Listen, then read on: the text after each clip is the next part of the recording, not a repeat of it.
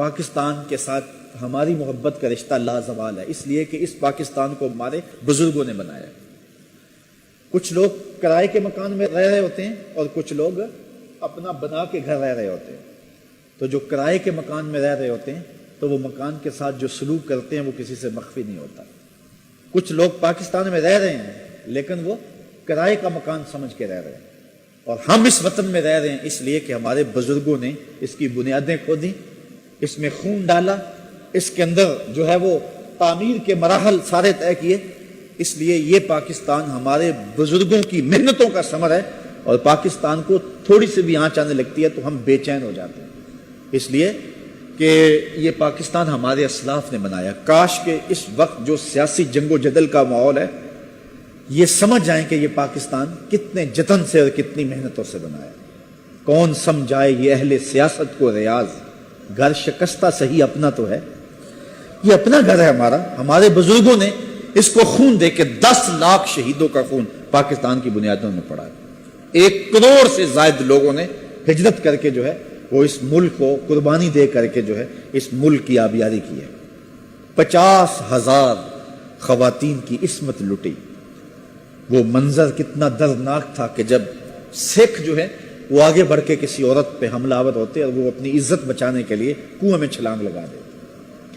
اللہ اکبر۔ آپ سرہند شریف جائیں تو وہاں ساتھ ایک کنواں ہے، تو اس کنویں پر لوگ جاتے ہیں، ہزاروں کی تعداد ہوتے ہیں۔ اس کنویں کے بارے میں مشہور یہ ہے کہ اپنی آبرو بچانے کے لیے اس کنویں کے اندر سید زادیوں نے چھلانگیں لگائی تھی۔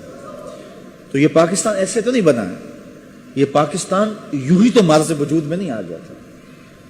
میں کہانی پڑھ رہا تھا، ایک شخص کہتا کہ سکھوں کا جتھا میرے پیچھے آیا اور آگے نہر تھی، اور میں نے محسوس کیا کہ نہر میں بہت سارے لوگ تیرتے ہوئے جا رہے ہیں۔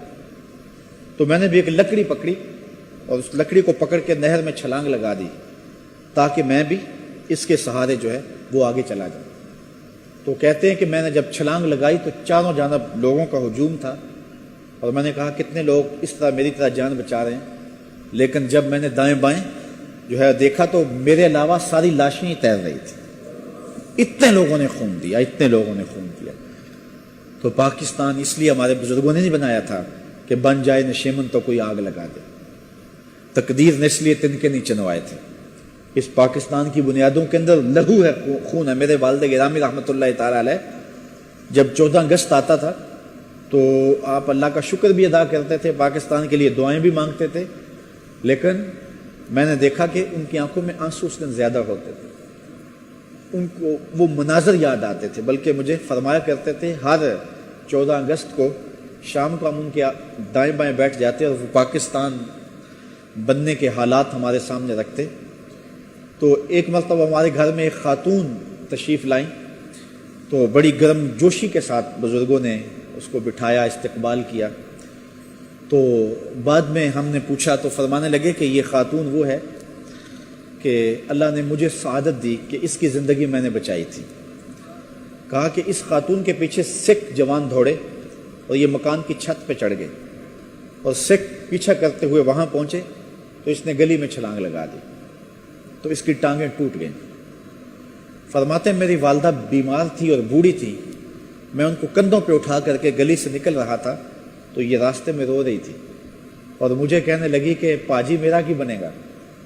تو فرماتے ہیں کہ میں نے کہا کہ تجھے میں انشاءاللہ پاکستان لے کے جاؤں۔ تو فرماتے ہیں میرے والد گرامی کہ میں پھر 1.5-2 کلومیٹر ایک جگہ پہ اپنی والدہ کو بٹھایا اور پھر دوبارہ آیا، اور اس خاتون کو میں نے کندھوں پہ اٹھایا، اور جہاں والدہ بیٹھی تھی وہاں اس کو بٹھایا، پھر والدہ کو اٹھایا اور 2 کلومیٹر آگے چھوڑا، پھر پیچھے اس کو لینے آیا۔ فرمایا کرتے تھے لوگوں نے پاکستان کی طرف 1 بار سفر کیا ہے، میں نے پاکستان کے لیے 3 بار سفر کیا۔